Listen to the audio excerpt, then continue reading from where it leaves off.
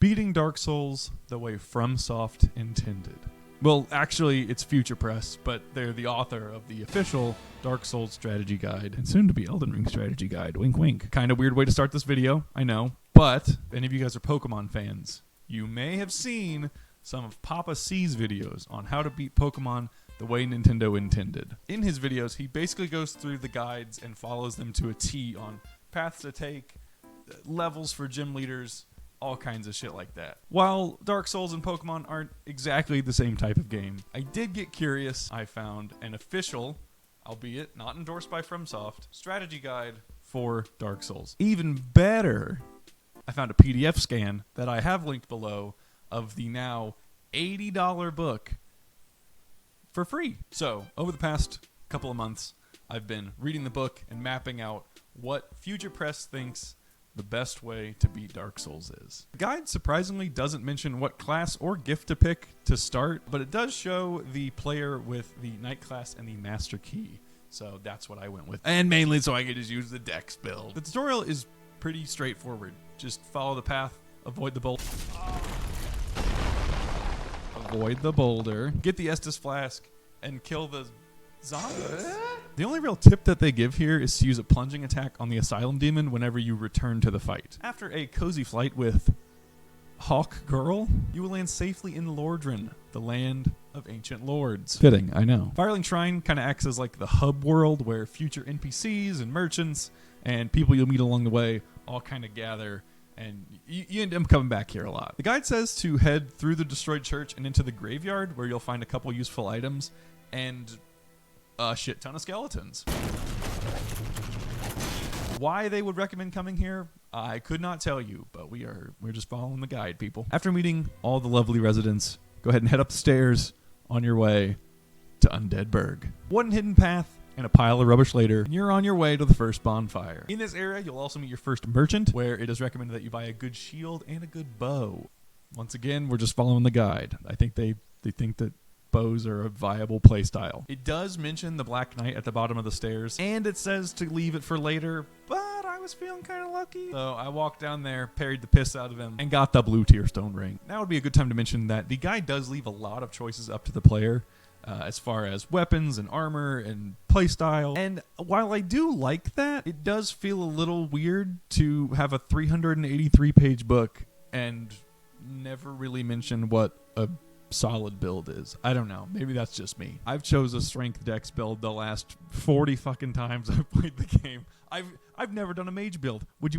I've never done a fucking mage build. Ever in my life on any of the Dark Souls games. I 100%ed 1 and 3. Anywho, it is recommended that we leave Havel for later, so we're going to do that.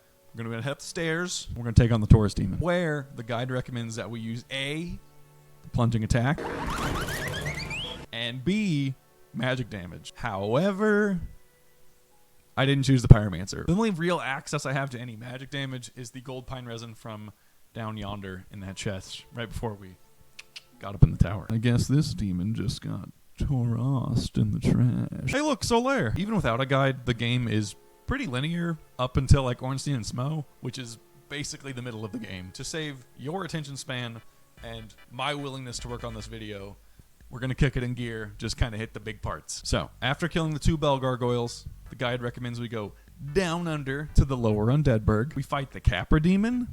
We take his key. We go down to the depths. We fight the little, the gaping dragon. The guide does not really ever explain or mention NPC invasions. All of the NPC invasions are never even touched on, but some fights they do have the NPC summoned for the fight. All right, hello, this is Future Editing Hunter here. So it actually does mention the NPC invasions. I bring up that point quite a few times throughout the video. I didn't realize that it was in the last chapter of the book, in the Chapter Extras tab. It goes through all the locations and summonable NPCs for bosses. My point that I was raising in the video is that it doesn't ever bring them up in that page with the guide for the boss. So like before the Gaping Dragon, it doesn't say you can summon Solaire and Lautrec. It just you just go in, and the last chapter does cover it though, so that is my bad. That was an oversight. Anyway, back to the video. Oh yeah. The point of that was that Kirk does not get mentioned in the guide at all, but he does invade you. One gaping asshole later, and we're on to the land of 10 FPS, baby. Blighttown. Now, in a normal playthrough, when you choose the master key, normally you would go down through New Londo, take the elevator to the Valley of Drakes, scooch around, you're into Blighttown. Easy peasy lemon fucking squeezy. I think they're just assuming that you don't have the master key, so they go through the normal traditional route through the depths, down through Blighttown, yada yada. So just stick with the guide, we're doing that. You just gotta trudge through the swamp to the bonfire. And oh, hey Mildred. Like I said, there's not really any mention of this interaction, but it does show her being summoned for Quelaag. So I'm assuming they think that you get invaded by her. I don't ever really play in human mode. I'm almost always hollow unless I'm specifically doing invading or like summoning or something, but I don't know. And the grand tip for the Quelaag fight is to wear fire resistant armor. Maybe it's just me, but I don't think I've ever taken that into account in any fight in any Dark Souls game ever. But I mean, I guess it could be like a worse tip. Ding dong, bells are ringing, fiends are slanging, baby. Hey there, Dark Souls fans. Are you enjoying the video? Well, are ya? Got a little game to test your sanity. After ringing both bells of awakening, would you A, go back to Firelink, ride the elevator up, go through Undead Parish, into Sin's Fortress, or B, jump dick first into the Great Hollow, get stuck on a bunch of tree branches and cursed by the fucking basilisks, and then have no way back out? I've been watching Dark Souls be played for like 9 years, and I've never seen someone willingly go all the way down the Great Hollow, all the way through Ash Lake, past the Hydra, to the Dragon Covenant, before getting the Lord Vessel. What do you mean? There's no reason to even go to Ash Lake, other than the Dragon Covenant and maybe Siegmeyer's Quest if you're doing that, but you can't even really do anything down there until after Anor Londo anyway, so it makes no sense why you would go down there before Ornstein and Smough. No fucking sense. In the guide, it has an entire walkthrough for Ash Lake and the Great Hollow. I shit you not, the last line of the paragraph, of the spread of the walkthrough, it says, if you have the ability to warp, you can use the bonfire here to get straight back to Firelink. Otherwise, you need to backtrack manually all the way back out. What? Why wouldn't you say that first? This fucking game, dude. If you somehow make it out of the Great Hollow, make your way back up to Firelink, where there'll be quite a few new faces to meet, mainly Frampt. Was it you who rang the bell? Quickly greet all the new neighbors, because, baby, we got a flight to catch back on Hawk Girl. I'm talking Undead Asylum, round 2. I usually save this for like way later in the game, but I guess it doesn't hurt to have the Rusted Iron Ring, which gets rid of the movement penalty for like the swamp and water and shit like that. The only other reason I ever really go back to the Undead Asylum is to get the Peculiar Doll, which lets you get into the Painted World in Anor Londo, which is later down the line. Speaking of which, now we can go into Sin's Fortress and fight one of the most iconic bosses in the series, the Boulder Machine. Iron Golem is a breeze if you summon Iron Tarkus, and if you use the Lightning Spear, which you get from the Mimic back inside the fortress. Like I said before, the game is pretty linear up until Ornstein and Smough, and even then it really only gives you like 4 options on where to go, of which the guide chooses arguably the worst one in my opinion. About halfway through Anor Londo, you'll come to this big ass painting, which is guarded by Painting Guardians, you guessed it. Since we already got the doll from Undead Asylum, we can go ahead and walk up to it, activate that shit, you get sucked into the painted world of Aramis. Ariamus. This is another optional area that I usually skip because there's not a ton to do. I don't really fuck with the Priscilla boss fight, and the enemies there are really fucking tough if you're a low level, so I normally skip it, but again, sake of the guide, we're going in. We're also doing this the completely correct way and not at all skipping it accidentally. Head down the bridge all the way to the Priscilla boss fight.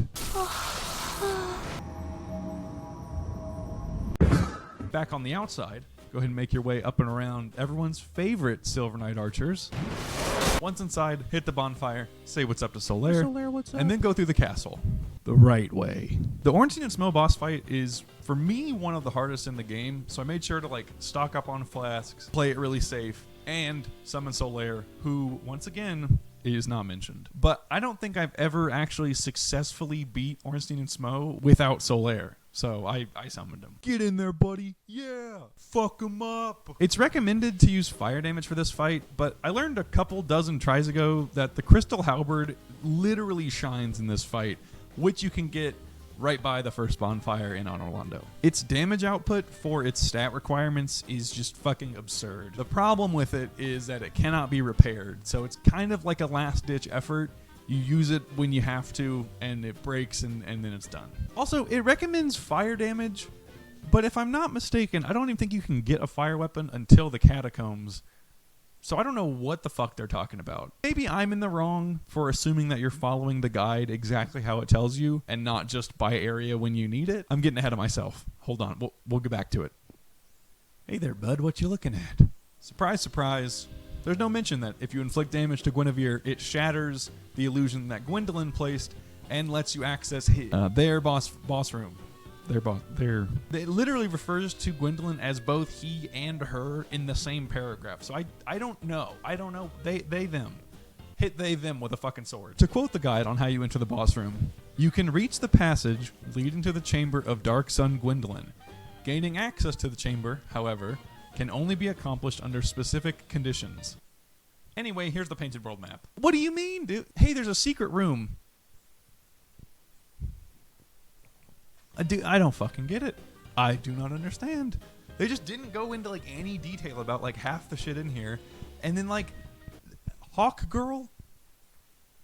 What the fuck is that? What the fuck is a Hawk Girl? Okay, anyway, we're getting off track. Warp back to Firelink. That's the next step. Now, meet the new neighbors. Whenever you're done there, go ahead, head down to Darkroot Garden. That's the fucking beginning of before buying the Crest of Artorias. Guide says you're, quote, much better off using your souls and going through the basin. So, that's what we're doing. I literally did not touch the Moonlight Butterfly a single time. Beatrice did all the work. I don't even think it landed. No mention of her. Done with the butterfly, head back to the door. Well, actually, head back to Andre, get the crest, come back to the door, unlock it, sneak your way through, cross the bridge. Prepare to cry, soldiers, because it's fucking Sif time. The goodest fucking boy. Just kidding, he's a little fucking bitch. This boss fight never really did much for me.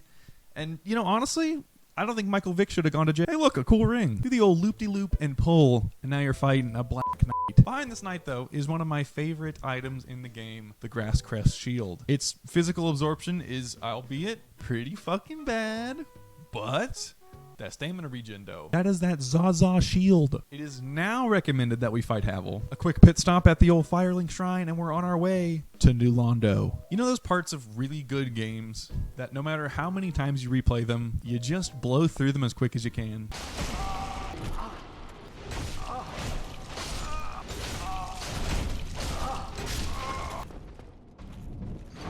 That is New Londo. New Londo sucks dick. It is a horrible, horrible map. I fucking hate it here. It's the worst. POV, you live in Florida in 2030. I tried to play it off like this was the same day, and I was going to make a joke about changing my shirt, but this is like a fucking week later, so as if getting sucked off by ghosts and finger fucked by dark wraiths was not bad enough, the boss in this area is the Four Kings and their cousin fifth king that is just there for some reason, uninvited. Oh, and if you die here, the closest bonfire is in Firelink Shrine, of course, so you have to do the whole fucking trek downward, down the elevator, around the doodads, jump the wall into the hole. It's a whole fucking... There's not a single bonfire even remotely close to this boss fight, and it's fucking hard. It is a hard boss fight. After beating them and realizing that you never talked to Frampt, go say what's up to Koth, the other primordial serpent. Back in Anor Londo, go ahead and hoof it up the hill to the public library known as the Duke's Archive. Here, Seath the Scaleless will swiftly whoop the shit out of you and toss you in horny jail after he's done. Break out of jail, fast past the Touchtunes machine, and make your way to the Crystal Cave. Here, Seath will, once again, swoop in and kick your dick in the dirt, but on your way down, you learn that his sides are ticklish, so use that to your advantage. After Seath's defeat, head back to Firelink and make your way back into that graveyard where the skeletons kicked your ass. Remember that? Now you're ready to take them on. You head through there, down the little staircase on the side of the cliff. You make your way into the catacombs. Here, it is recommended that you use a divine weapon, an enchanted type of weapon, an enchanted type beat. This will prevent these skeletons from respawning infinitely, which are just laid all throughout the catacombs and into the Tomb of Giants, which is where we're headed. I usually don't even enchant weapons for like one area, but I will say, doing it this playthrough, the divine weapon really don't be fucking around. At the bottom of the catacombs, you'll meet the Necromancer Pinwheel. Just watch how fast this boss fight goes.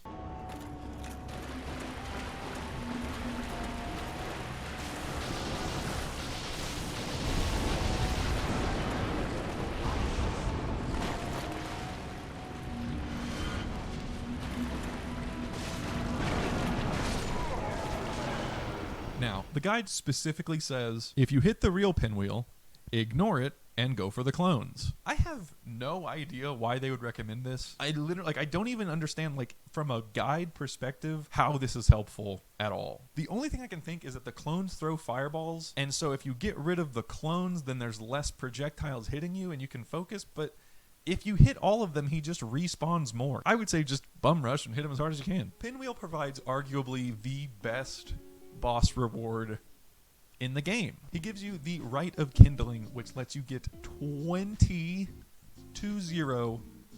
Estus flasks from the bonfire. When I first played the game, I didn't think this was as crazy as it is. I think Dark Souls 3 maxes out at like fucking 12 Estus flasks at the end of the game. So having 20? Brother, that's crazy. Take the strangely secret ladder in the corner of the room, up and around into the Tomb of Giants, where you're fighting the environment more than you're fighting the enemies. The enemies down here are like giant skeletons only, and they're pretty easy to run around. So if you don't feel like fighting, you can just kind of weave your way to the end.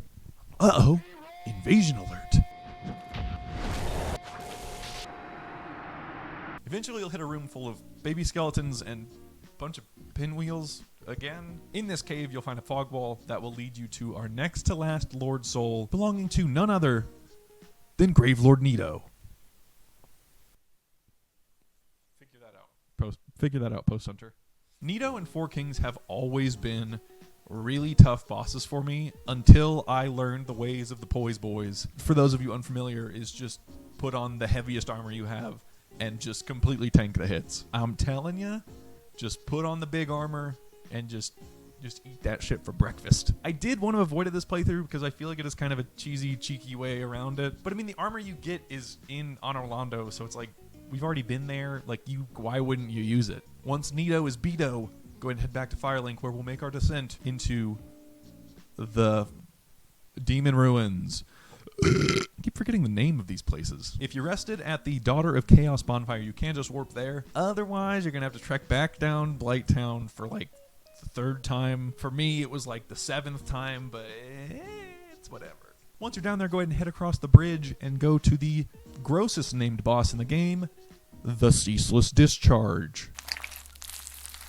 There's a very well-known cheese for this boss, which isn't really a cheese. It's an entirely scripted event that you can do at any time. Basically, when you go through the fog gate, run all the way down, loot his dead sister's corpse, run all the way back to the fog gate, and he'll like jump on the side of the wall, and you can kind of just wail on his arms and he'll fall to his death. But there's an Easter egg that the guide does not mention, where if you take your cartridge of Banjo-Tooie out of your N64 while it's running, and then put Bomberman 64 in it, the Ceaseless Discharge will then get back up off the cliff, and he'll perform a secret music video of Hawthorne Heights' hit single, Ohio is for Lovers. The guide makes no mention of this, and for that reason, it's a big, fat fucking goose egg in my book. Bad guide, don't buy. Get the fuck out of my face. I'm not paying my taxes either. Now that the floor is no longer lava, you can go ahead and make your way to the Demon Fire Sage, who looks a little familiar to the other, 3 guys that we fought like him. I step on? Stepped on a moment. Keep on chugging along and you will make it to the Centipede Demon, where Solaire will have one last rodeo. R.I.P. young blood. Defeating Centipede Demon will give you the Orange Charred Ring, which lets you traverse the lava of Lost Izalith by taking still some damage, but just not as much. It's fucking useless. It literally, that why nothing to see here in this perfectly sculpted and not at all rushed area.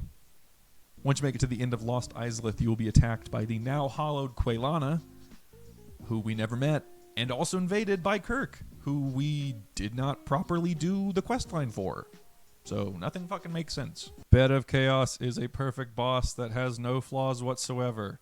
I love fighting him, and I truly think Dark Souls 4 should have Lost Izalith 2. Bed of Chaos is a perfect boss that has no flaws whatsoever. I love fighting him, and I truly think that Dark Souls 4 should have Lost Izalith 2. Bed of Chaos is a perfect boss that has no flaws whatsoever. I love fighting him, and I truly think Dark Souls 4 should have Lost Izalith 2. With the Bed of Chaos all tucked in and ready to go to sleep, we have all 4 Lord Souls, the Lord Vessel, we've talked to Koth, the other one. We are ready to take on the final challenge of Dark Souls, Lord Gwyn in the Kiln of the First Flame. Being one of the few bosses that can be parried and reposted. I'm surprised that the guy doesn't think that's a viable strategy for this. I guess they assume that it's a higher skill level, and so they can't be like, yeah, just fucking parry him. The tips that they give are, let's see here. The tips that the guide gives are to move and dodge accordingly. That's it. Once again, not bad tips, but pretty self-explanatory in my opinion. It does say specifically don't block, which is kind of correct. I would say unless like it's absolutely necessary, probably don't block, because his hits absolutely suck the soul out of your stamina, and you will not endure a whole combo of his. It just ain't gonna happen. It ain't gonna happen. It's not gonna fucking happen. Don't even try it. It took a few tries, mainly because I was trying to be a cunt and parry him the whole time, but eventually my charms and good looks emerged me victorious, baby. Gwyn was finally defeated, and the flame was left to fade. This video is sponsored by Lords of Dark. Look, if you made it this far in the video, I'm assuming that you liked it to some extent, or you just really hated it and wanted to see if it got any better, which I hope it did, honestly. I don't know. You know, consider subscribing, liking if you want to. It's, you know, if you liked it, like it. If you didn't, then fucking don't. It's that I am a little like whore. I'm a little fucking like, no, I'm a prude. The other one. I'm the opposite of a whore. I'm a tight-knit pussy. I only like shit to keep it in my like folder so I can go back and reference it later. But if you're not like that, then maybe consider tossing it a thumbs up. And if you liked this type of video, maybe subscribe if you don't think I'm a total fucking annoying asshole. This video took way too long to make. It literally, I moved in the middle of it. I had half the voice lines recorded. I had to re-record them because I moved and the room sounded completely different. It was a whole fucking thing. So a lot of work went into it. If you enjoyed it, let me know. We'll do it. We'll do another one whenever the Elden Ring one comes out. Or I have to read it, so that's going to take like a month, but whatever. Thank you once again to Papa C for the inspiration on this style of video. Kind of, I guess it's that mixed with like General Sam type beat. I've been Aqua Sloth. You have been great. Thank you so much for watching. I hope I didn't waste your time.